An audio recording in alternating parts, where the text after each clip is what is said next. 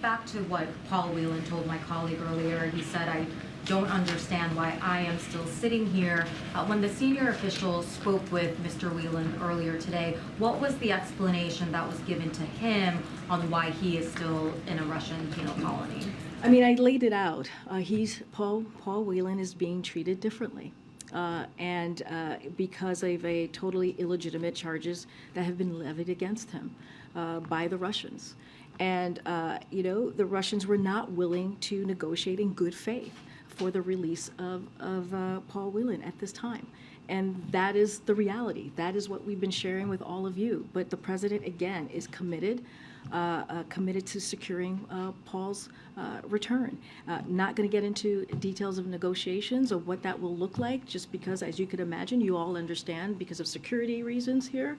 But again, this is something that we have worked on for the past several months, getting them both home. That is something that the president wanted to do, but this is what the Russians are doing. And so now we're going to continue to have those conversations and finding a way to bring him home. Can you clarify, when the Saudis say that the Crown Prince MBS was involved in mediation efforts to secure Griner's release, is that true?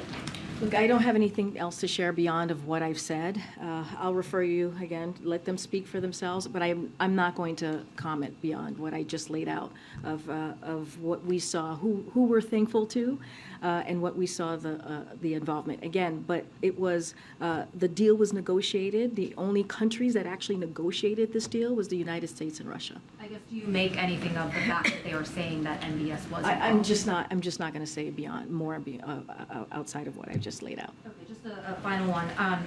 Just revisiting Sungmin's question on just the precedent that this might possibly set. I guess, what would the president's message be to any foreign actor or rogue country that has watched all of this unfold and might be thinking, okay, so this was possible in this situation, so this is something that we might be able to pull off too? Look, Russia, and sadly Russia and other countries have already been willing to wrongfully detain U.S. citizens. This is something that has been occurring for some time, as you know.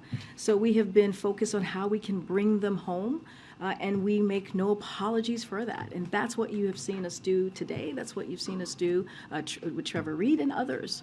And so, look, we're going to continue to put our efforts forward. We have, again, expanded our toolkit to make sure we do everything that we can to bring them home. But this is something that has been happening for some time now. But is there concern of this kind of precedent being set? Look, what I can say, again, this is something that we have seen not just Russia and other countries continue to do. This is something that they've been willing to do, which is wrongfully detained U.S. Americans. We are going to do everything that we can to bring them home. We're not going to apologize about it. We are going to keep our commitment to bring American citizens, again, who are being wrongfully detained, who are being held hostage, back home safely to their families where they should be.